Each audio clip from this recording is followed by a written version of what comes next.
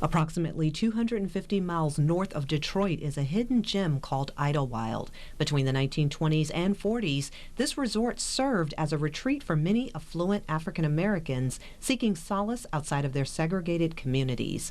Its night spots hosted famous entertainers like Sammy Davis Jr., Sarah Vaughn, Duke Ellington, and Aretha Franklin. Museum educator Douglas McCrae explains why Idlewild was their only option.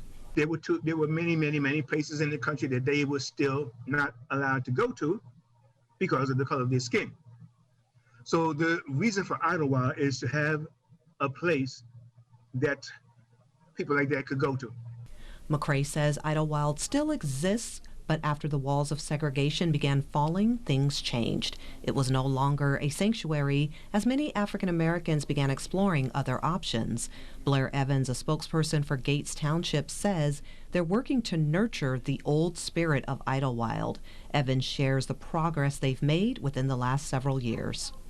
So you have folks coming up doing, Black women's film festivals and glamping festivals and spoken word, in addition to reunions and all sorts of other things. He says they're working to renovate 2 historic properties in Idlewild, both Morton's Hotel and Paradise Guest House. He adds there are big plans for Idlewild, but it's going to take some help from the younger generation to bring it to fruition.